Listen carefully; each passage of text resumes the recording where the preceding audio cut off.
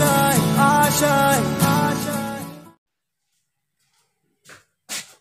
Friends, स्वागत है आप सबका tech non tech career platform पे।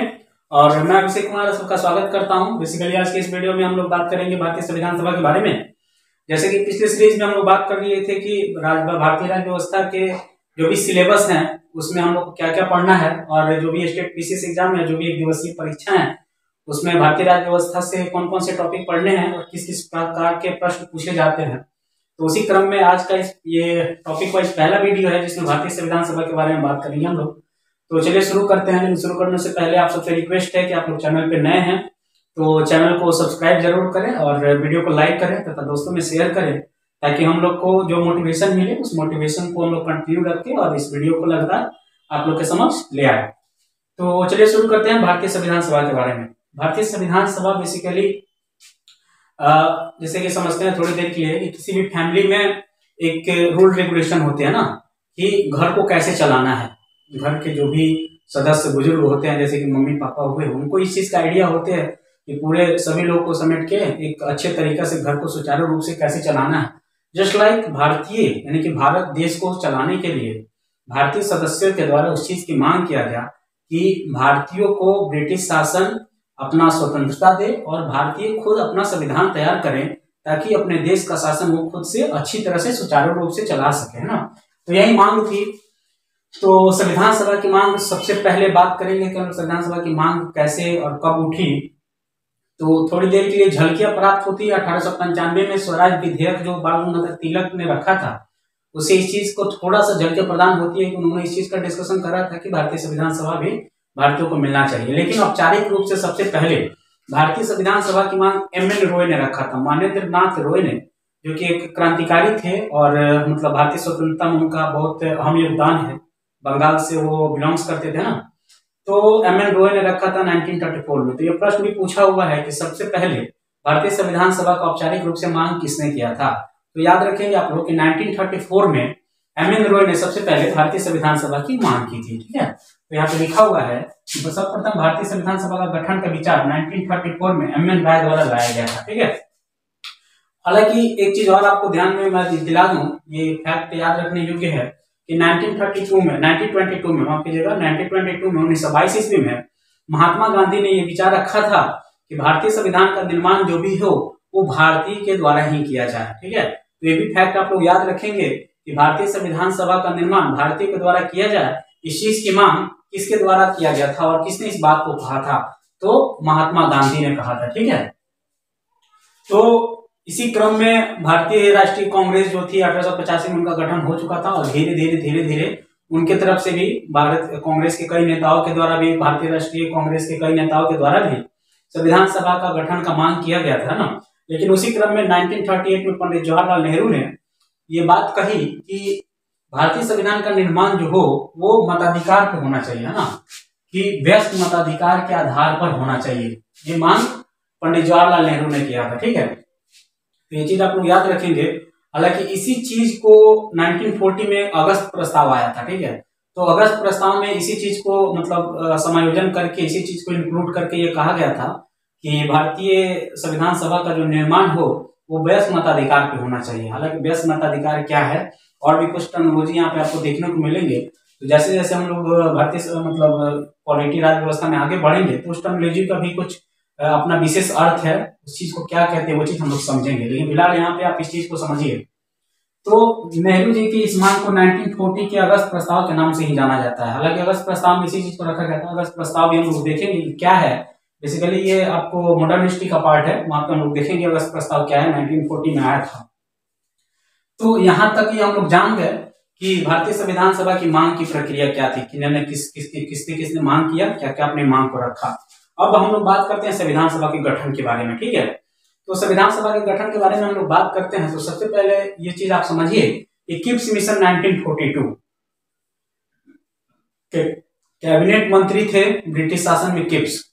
तो उन्हीं की अध्यक्षता में किप्स मिशन 1942 में भारत आया था, जिन्होंने इस बात पर राजी हो गया कि भारत का संविधान निर्माण होगा, है ना। लेकिन 1939 में जैसे कि आपको पता है कि द्वितीय विश्व युद्ध के दौरान ब्रिटिश सरकार की ये मानना था कि भारतीय लोग भी इस युद्ध में शामिल हो और उनका सहयोग करें। तो कई तरीका से इस बात पे सहमत लोग हुए भी, नहीं भी हुए, जिसके कारण से कांग्रेस मंत्रिमंडल ने पूरे 1939 में अपना त्याग पत्र दे दिया था। ये हिस्ट्री का भी पोर्शन है, मैं बस थोड़ा सा व्यू दे रहा हूँ ताकि ये चीज आपको याद रहे। हिस्ट्री में भी इस चीज को हम लोग डिस्कस करेंगे। तो 1939 में जैसे कि आपको पता है कि कांग्रेस मंत्रिमंडल ने इस्तीफा दे दिया, लेकिन फिर 1932 में जब क्रिप्स मिशन भारत आया तो इन्होंने इस मांग पे तैयार हो गए कि भारतीय संविधान सभा का निर्माण हो। लेकिन यहाँ पे आपको चीज याद रखना है कि मुस्लिम लीग ने इस चीज का विरोध कर दिया। क्यों?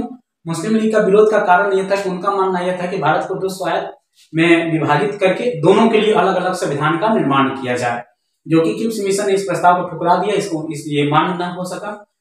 जिसके बाद फिर ये प्रोसेस चलता रहा और फिर 1946 में कैबिनेट मिशन भारत आता है। कैबिनेट मिशन के 3 सदस्य थे, आपको याद रखना पड़ेगा, Stafford Cripps, A B Alexander, Sir Patrick Lawrence. अगर ये नाम आपको याद नहीं होते हैं तो इसके लिए एक शॉर्ट ट्रिक बताता हूँ, काल आप याद रखेंगे, KAL, okay. K Cripps, A B Alexander, L से Patrick Lawrence, Stafford Cripps, K से, A से एबी अलेक्जेंडर, L से पैट्रिक लॉरेंस। काल में आप L शब्द को याद रखेंगे, ठीक है।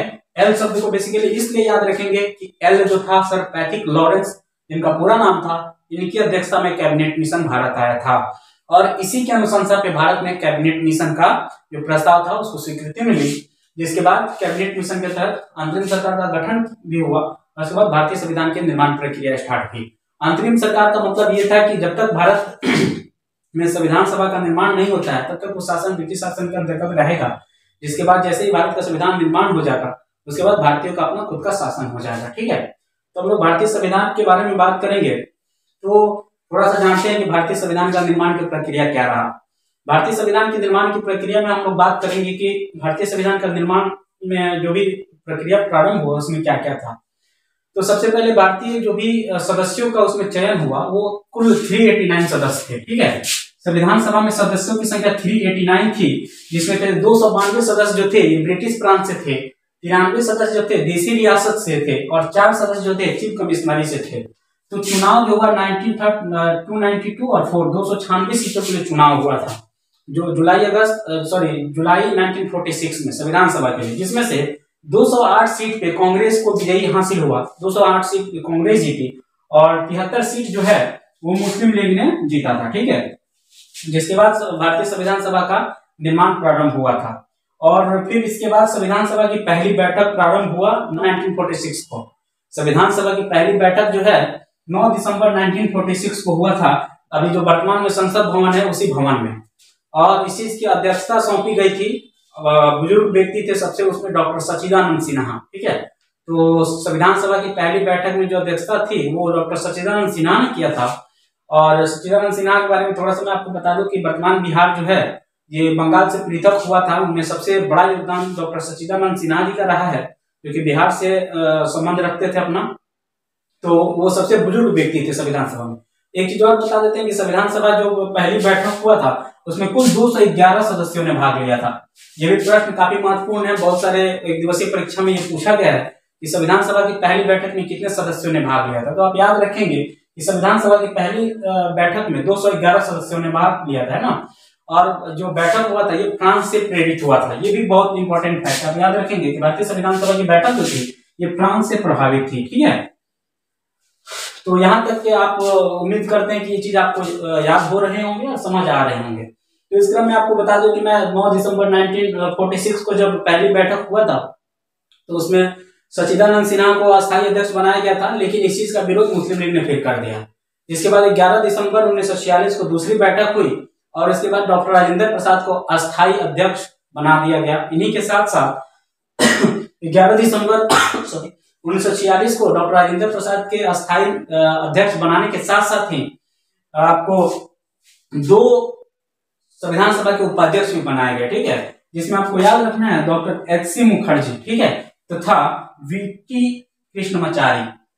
HC Mukherjee, doctor HC Mukherjee तथा VT कृष्णमाचारी जी को संयुक्त रूप से दोनों व्यक्ति को संविधान सभा का उपाध्यक्ष बनाया गया था, ठीक है। और संविधान सभा के बारे में बात करें तो इसमें एक ऑस्टिन नामक एक मतलब क्या कहें विचारक थे ब्रिटिश, उनका ये कहना था कि संविधान सभा कांग्रेस थी, ठीक है, संविधान सभा कांग्रेस थी एवं कांग्रेस भारत थी। ये स्टेटमेंट किनका है, मतलब एक प्रश्न पूछ सकता है, बहुत से बुक में दिया होगा, इसका टर्म पढ़ेंगे तो स्टेटमेंट ओपनली दिया हुआ है कि संविधान सभा कांग्रेस थी एवं कांग्रेस भारत थी। यह स्टेटमेंट ऑस्टिन का था, जिन्होंने संविधान सभा के संबंध में अपनी बात कही थी। अब हम लोग आगे बात करते हैं कि फिर आगे इसके बाद क्या हुआ। ठीक है,